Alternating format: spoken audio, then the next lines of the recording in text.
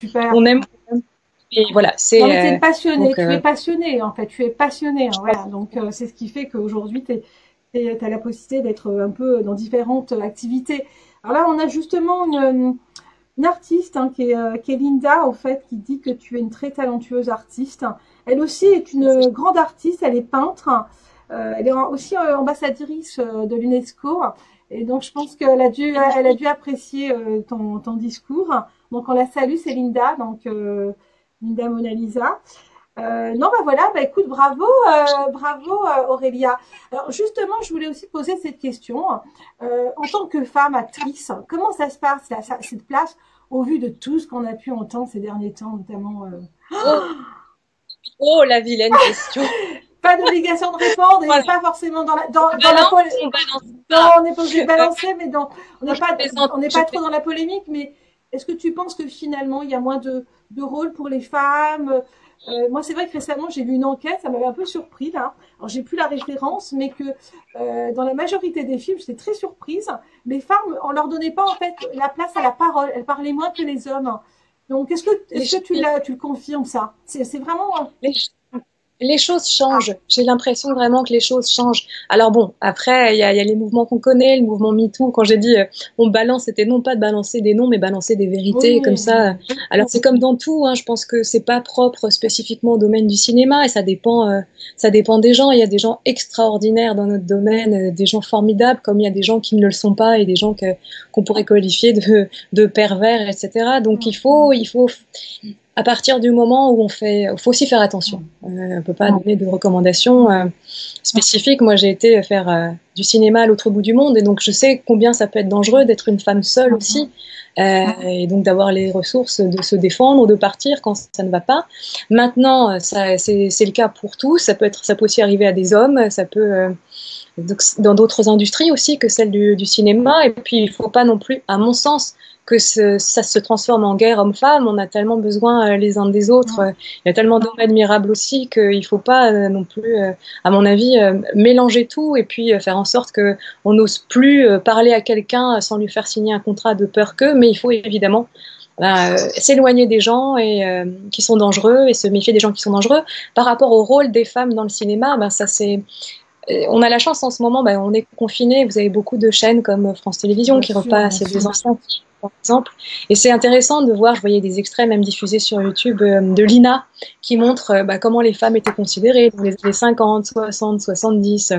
Et on a quand même beaucoup évolué. Alors c'est vrai que on commence vraiment. J'ai d'ailleurs le plaisir aussi, je profite de cette interview pour parler d'une organisation dont je suis membre du comité qui s'appelle Women in Entertainment D'accord. et qui est une organisation qui vient mettre en avant le travail des femmes dans l'industrie cinématographique. Donc c'est une organisation américaine, hein, donc internationale, et qui vient justement aussi, alors c'est ouvert bien évidemment aux hommes et aux femmes, mais ça vient mettre en avant justement le travail des femmes et les écueils qu'elles peuvent rencontrer dans le cadre de l'industrie.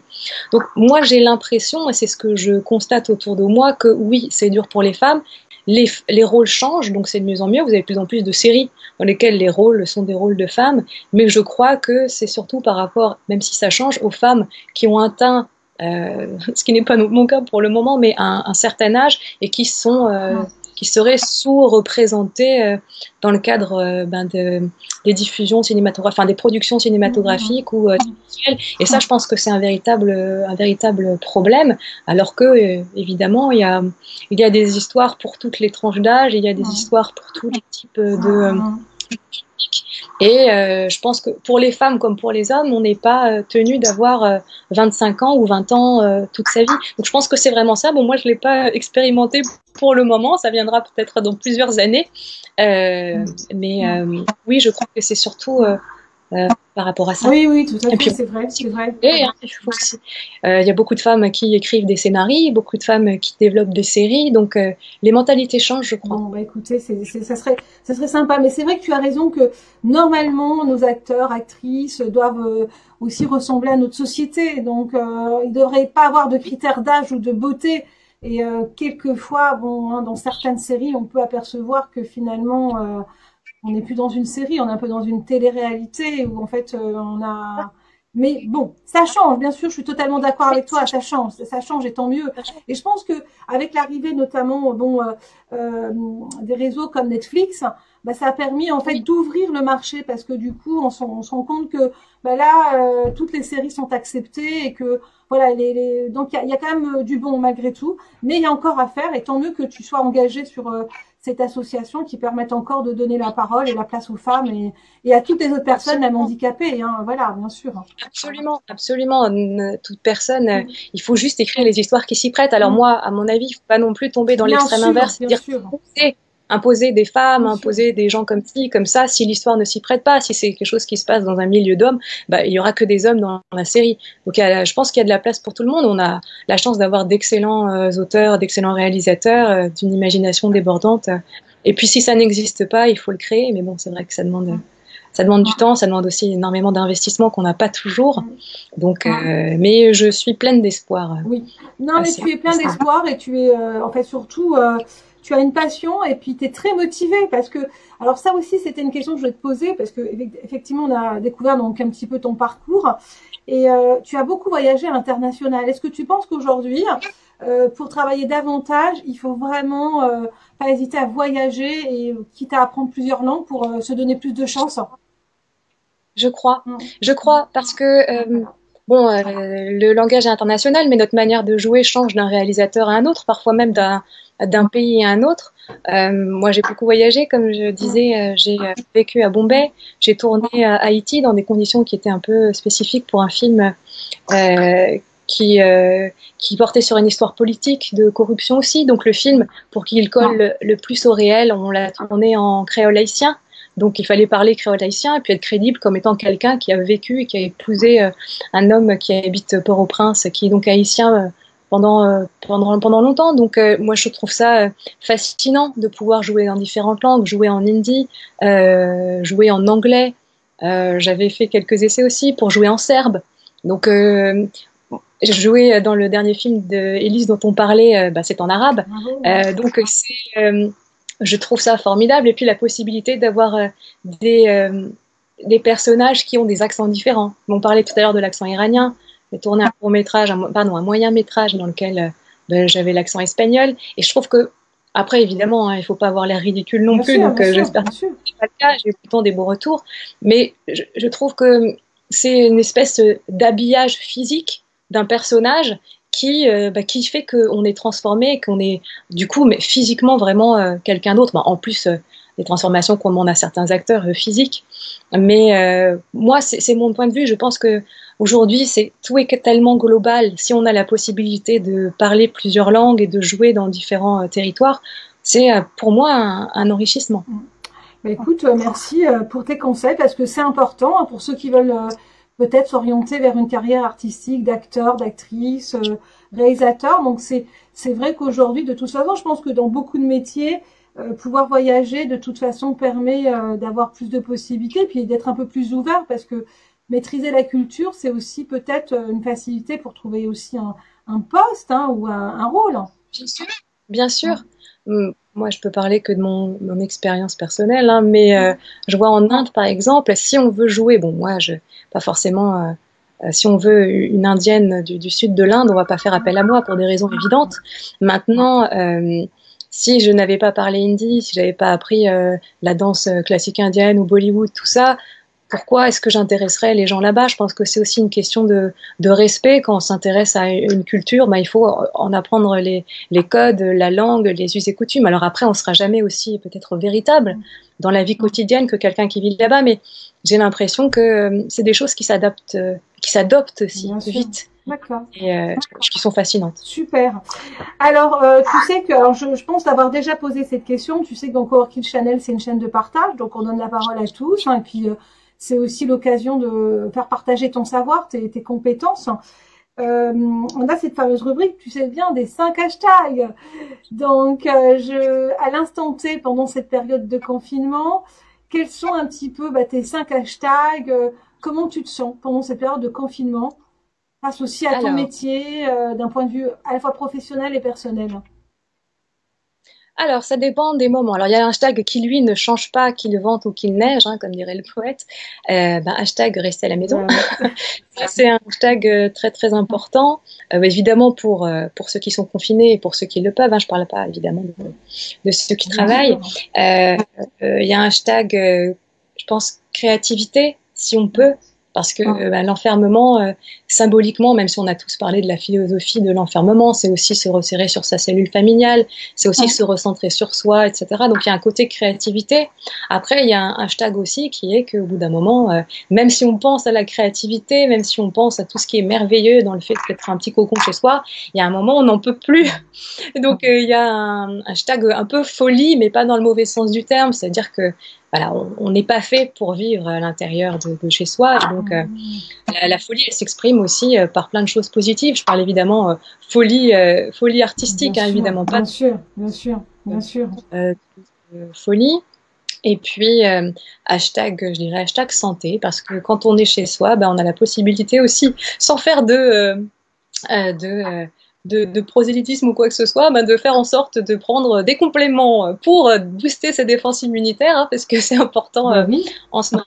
Et puis, je dirais surtout un hashtag très important qui est un hashtag partage, parce que c'est ce qui nous fait tenir quand on ne peut pas avoir nos proches. On a la chance d'avoir des plateformes, on a la chance d'avoir Internet et c'est aussi comme ça et grâce à ça qu'on tient. Donc voilà, je remercie vraiment les personnes qui sont connectées. Je remercie vraiment les personnes. Je peux pas regarder tout en même temps, mais qui ont commenté. Je suis vraiment très touchée de ce partage avec vous. Oui, parce que ça me fait c'est vrai que c'est un petit peu, c'est assez international. Tu as des gens d'Inde, de certains pays arabes, France. Enfin, c'est bien.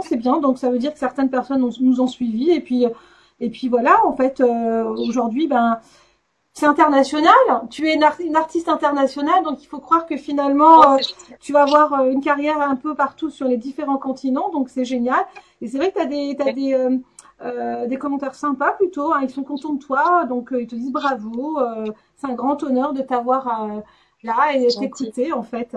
Alors justement, pour petite dernière question, parce que je peux aussi abuser de ton temps, qu'est-ce que tu vas faire quand tu sortiras du confinement? C'est une excellente question. La première chose que tu as envie de faire?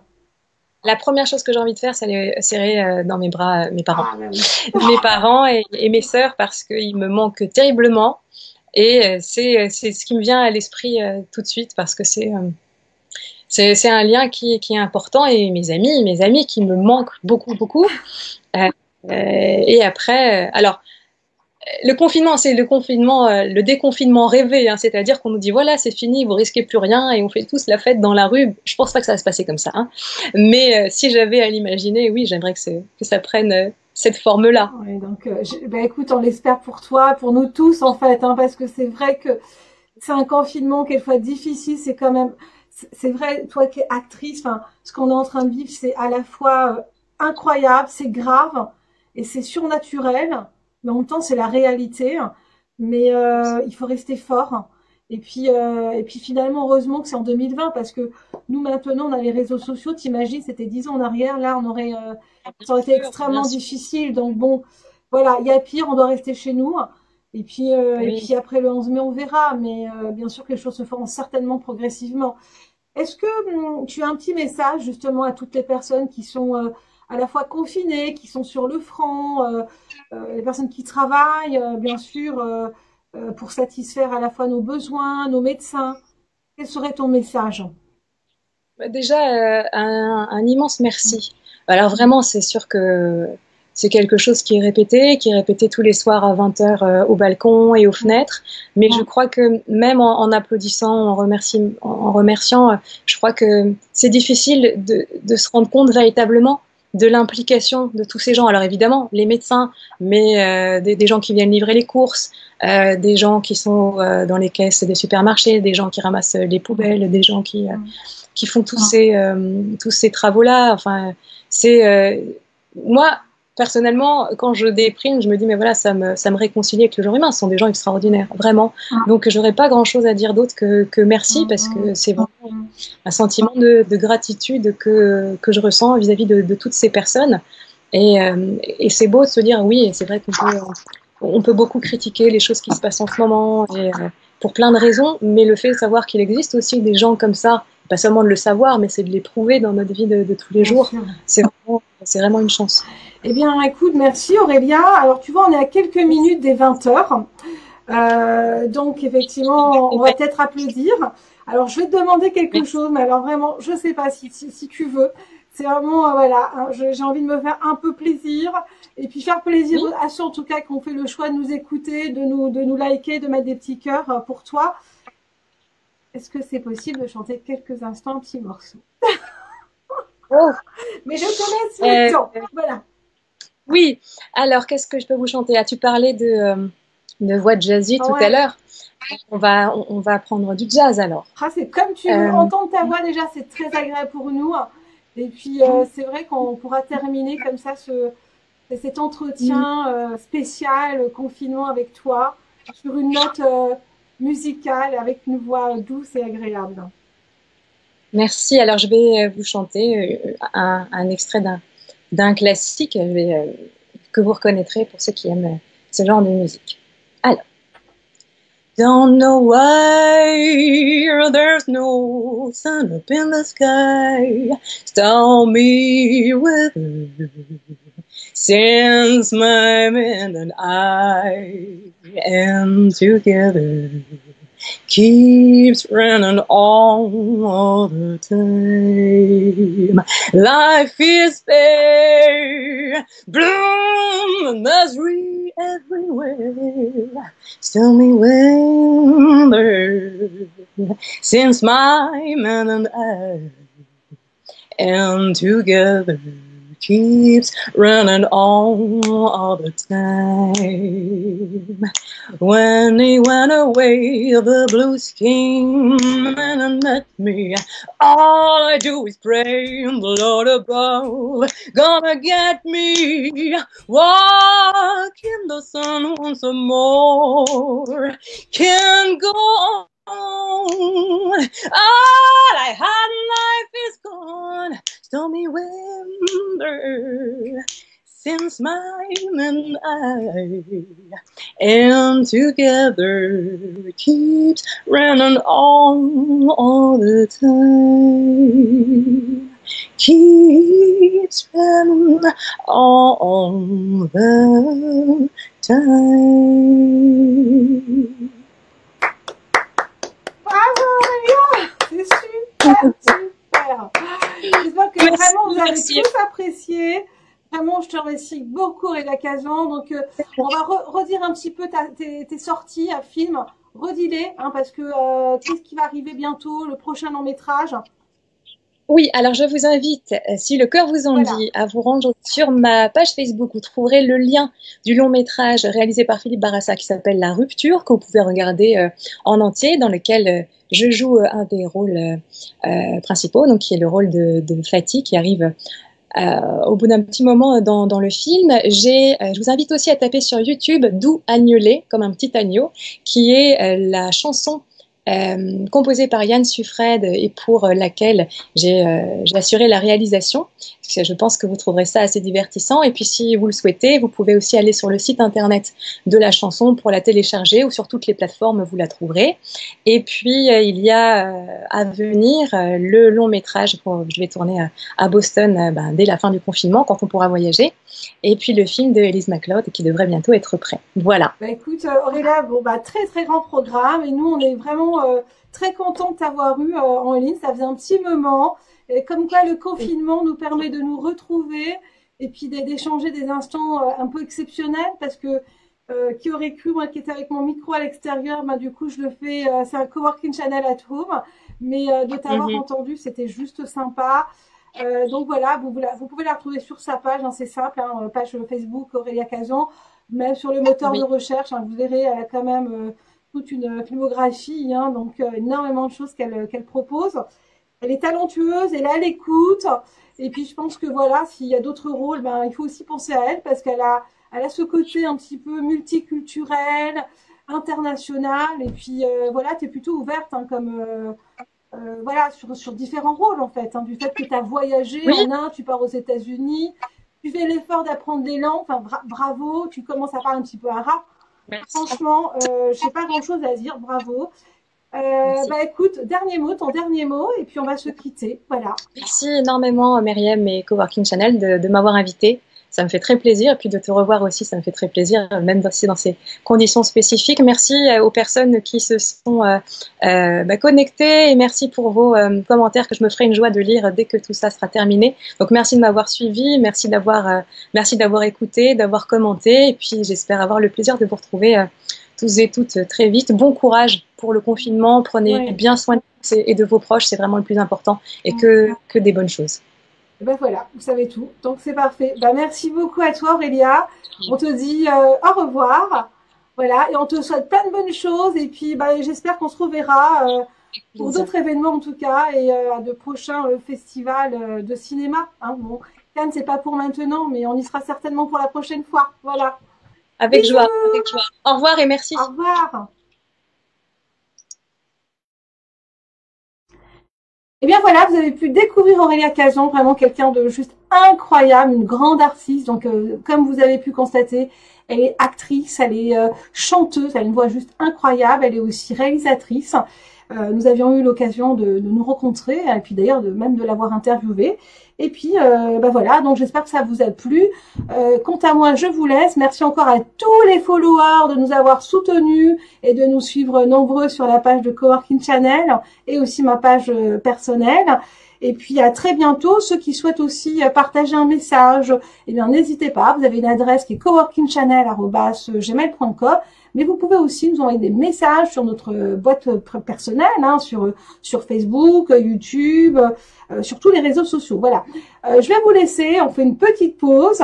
Et puis, on va se retrouver d'ici une petite demi-heure pour un autre interview avec une grande artiste qui est aussi styliste de mode, voilà, qui s'appelle Faiza. Donc, dans une petite demi-heure, nous allons la retrouver. On fait plein de bisous. À tout à l'heure.